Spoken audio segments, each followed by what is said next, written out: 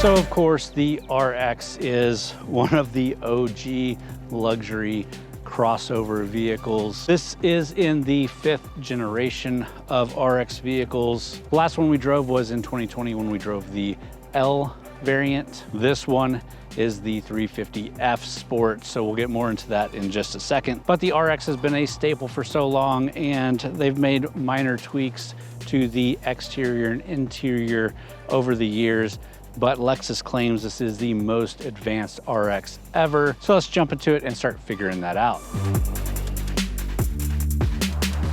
All right, so before we jump into this one specifically, let's quickly talk about the different trim levels offered with the RX, because there are a lot. So starting off, you have the RX 350, the base vehicle. Up a trim from that is this 350F Sport, which is a obviously more sporty vehicle. And the sportiness comes from the handling of the vehicle. We'll talk more about that as we drive it. Moving up from there, you have the 350L, which is the long version. Basically, it's the 3-row version. So you do get 3 rows of seating in that. And like I said in the intro, we do have a few versions of the L reviewed on the channel. You can go back and check those out if you're interested. Then you have the 450H, which is the hybrid version. Then the 450HL, which is the 3-row hybrid version. You have the 450HF Sport, which is the F Sport version in the hybrid version. Then you have the Black Line Special Edition, which can be had in the 350, 350L, 450, or 450L. And that's just a little bit higher premium trim than the others. Again, we're driving the 350 F Sport. Let's dive into the exterior really quick. Then we'll talk about the interior and some of the tech, and then we'll take it for a drive. All right, and looking at the exterior here, let's start off with that paint color. It is Gracian water. So very vibrant and bright blue, and at times in certain light, you can almost see some purple hints to it. I think it looks really good. You have that standard Lexus lineup grille, the big bow tie up front, and it is the F Sport, so it is the bigger, more in your face grille. You've got the LED fog lamps at the bottom of the front fascia, some vents there on the side, and then your premium triple beam LED headlamps. Moving along the side, you have the unmistakable floating roof line that has been a staple with the RX throughout this 5th generation. We have those gloss black side mirrors with the chrome strip in them. You also have that F Sport badge there on the side fender. We're rocking some 20-inch F Sport wheels with a split 10-spoke alloy design in a dark graphite finish. Around the rear, you have the RX 350 badge, the F Sport badge. You have those LED taillights and some chrome exhaust tips. And taking a step back, looking at the full dimensions of this vehicle, it's 192.5 inches long. The wheelbase is 109.8 inches. The width is 74.6 inches, and the height is 67.7 inches. Before we move on, let's take a look in the cargo area here. It is a power popping hatch, nice and smooth. And like I said, this is the 2-row vehicle, so you do have a pretty good amount of cargo volume behind that second row. You're looking at 32.7 cubic feet of cargo volume, and that second row can be dropped down, and you can increase that a lot. You do have the cover here to cover items that you might have in the back, and you can see we've got chairs back here from soccer games, camera equipment that I'm using today. Lots of stuff that fits just fine. And you can pull up the shelf in the bottom, and the spare tire is down there. All right, with that, let's go check out under the hood.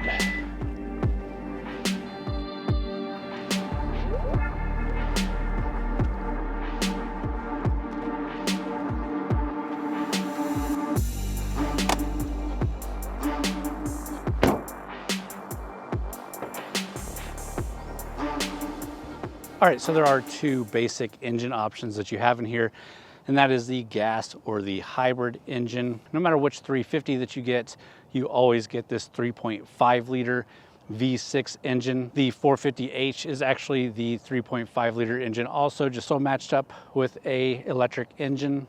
And just because we have the F Sport doesn't mean that we get more power out of this engine.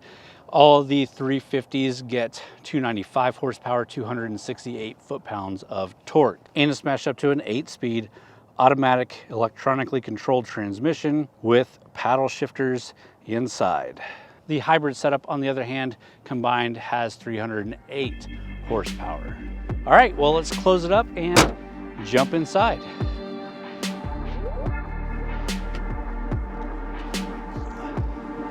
All right, and here in the back seats of the interior, it's a good size. Like I said, this isn't the 3-row option. If you do get that 3-row, the 3rd row, not great. Like I said, I do have 2 reviews on that if you're interested in checking those out, where I did put the family in here, and we tested this as a family luxury vehicle. But having that 3rd row isn't great, and I would definitely choose some other bigger 3-row vehicles way over this. But the 2-row option, as you see, I fit just fine here in the back seats, and this seat is even pushed back pretty far, but I have plenty of knee room. I have plenty of headroom. We do have the panoramic sunroof here. It's a comfortable seat, comfortable seating position. You also do get your own air vents back here. You get 2 USB ports down here. And finally, we do have a nice fold down armrest with cup holders.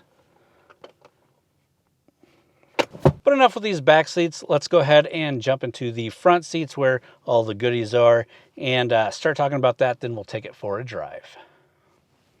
And again, here in the front seats, you can see we do have the red leather bucket seats, very bolstered for that sporty feel. Bolstered on the back, bolstered on the butt, which can be preferable for some people not so much. But as sport seats, they definitely hold you tight, and they're not terrible. And of course, they look good. Moving on from that, you can see the red leather carries across. We have some brushed chrome bits, brushed aluminum look, black with white stitching throughout the cabin. Some more of that brushed aluminum look. No piano black in here, which I appreciate, but everything looks really good and is laid out really well. If you've ever been in a Lexus interior before, this is going to look very familiar. And let's start off by talking about the 12.3-inch touchscreen display. To do that, let's kick it on. It is a push button start. It does move you as you start up the vehicle, so it'll push the seat back whenever you're exiting and push the steering wheel back to make it easier to get out, and then move it all back into place as you start it. But let's take a look at that screen. Like I said, it's 12.3 inches. It is a touch screen,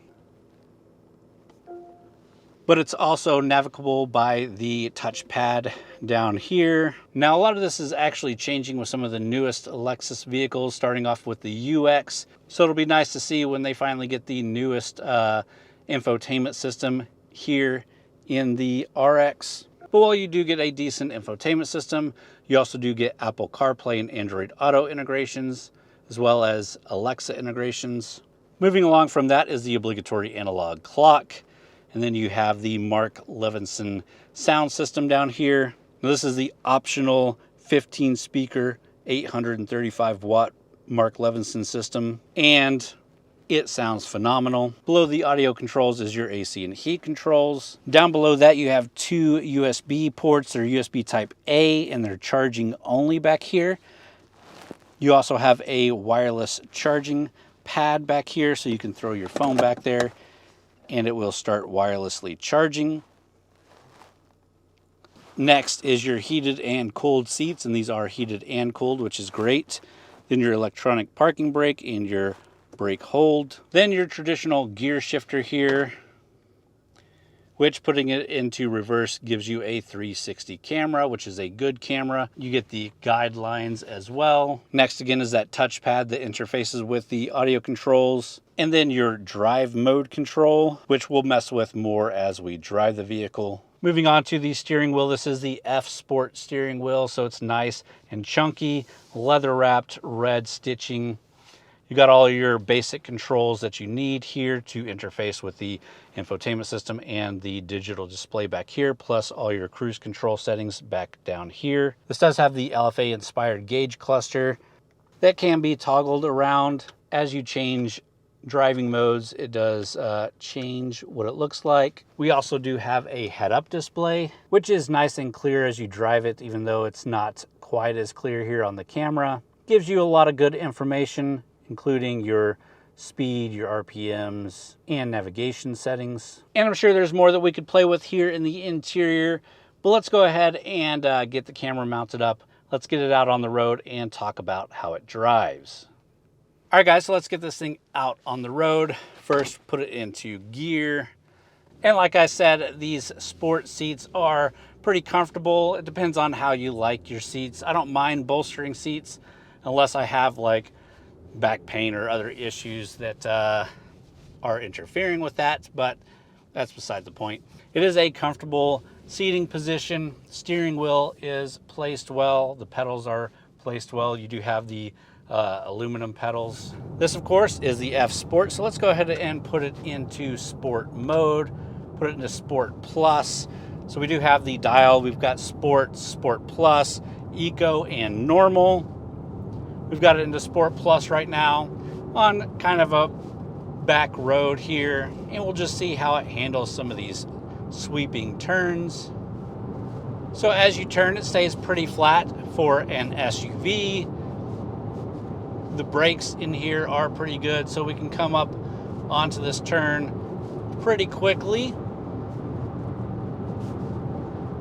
Hit our brakes good.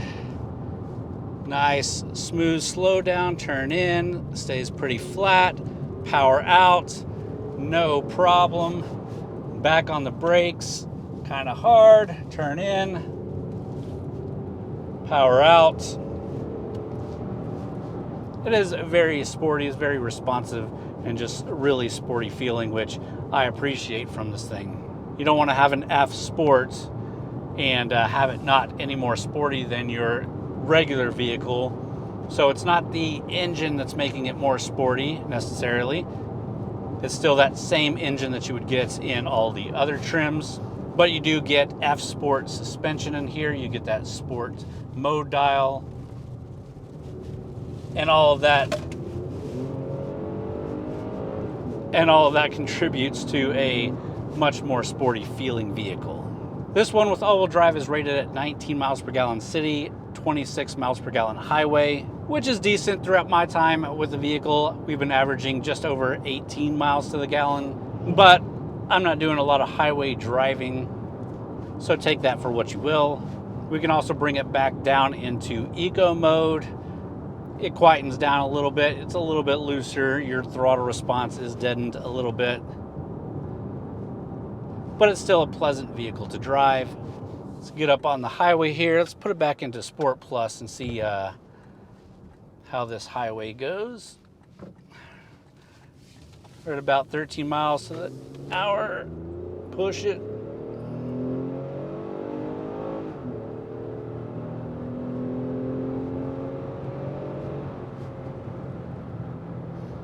And we're up to highway speed.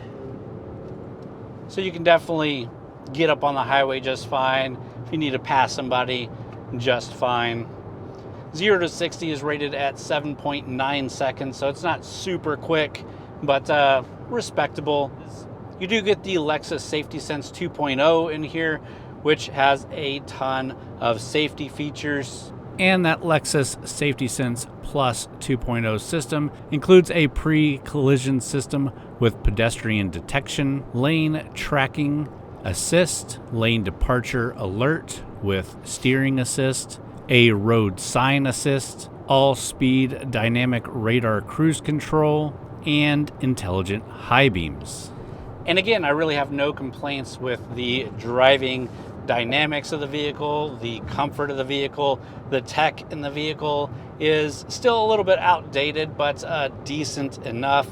You still only get USB Type A ports, no USB Type C ports in here, but you do get Apple CarPlay, Android Auto integrations. It's nice and comfortable for the driver, for the passengers. Had the kids in here, had the full family in here. Did some family stuff with the vehicle, grocery shopping and things like that. So definitely a vehicle that is easy to recommend for day-to-day use. But with that, let's find a place to pull back over. We will talk about the price, a little bit of the competition out there, and then we'll jump back out and give you some of my final thoughts, and we'll end it there. All right, guys, so let's quickly talk about the price, and we'll wrap this thing up. So the base price for the base trim is $45,000. And again, that's just the RX 350, no F Sports, but you do get some great standard features, so it's not that bad. The F Sport 350 base price is $48,000, and this one with a few options on it is $60,130. So again, it depends on exactly what you're looking for out of this SUV. If you're looking for a sport crossover, there are a lot of great options, and especially when you're talking about 60 grand, you could be looking at the Alfa Romeo, you could be looking at a BMW, Mercedes. If you're looking for a luxury crossover for the family, Cadillac's got some great options. I wouldn't even mind you looking at things like the Hyundai Santa Fe or Palisade if you're looking for that 3-row option. There are a ton of options when it comes to SUVs, even luxury SUVs, sport SUVs, 3-row SUVs. So whatever you're looking for, there are a ton of options. We've got a ton of reviews here on this channel. If you are interested in checking out something else, definitely go check out one of those reviews. But if you really love the Lexus, you like the styling, you're okay with a little bit outdated technology, I think this is good. Let me go ahead and jump out. I'll give you my final thoughts and we'll wrap the video up there. All right, guys, and after my full week of driving the RX 350 F Sport, it's a vehicle that is definitely tailored to a certain individual. You're obviously not getting the 3-row of the RX 350L, but I don't think the L is a great option for people that actually want an SUV with 3 rows. It's definitely very sporty, and you're paying a little bit of a premium to get that sportiness, but I think for bang for the buck, it is a really great sporty crossover. I think it looks good. The interior is really nice. The tech is updated somewhat on the inside, although I think they're still falling a little bit short of where they should be. That being said, it's definitely a vehicle I recommend if you like the styling. If you don't want the F Sport, you don't need the sportiness of it, check out some of the other trim levels. If you're looking for even better fuel economy, check out that hybrid. But with that, guys, I do appreciate you watching the full video. If you haven't already, please subscribe to the channel. We do a review video every week, plus some other event coverage and news coverage and things like that. Thumbs up the video if you did enjoy it. Go check out TXGARAGE.com for more written reviews as well as event and news coverage. And with that, guys, thanks for watching.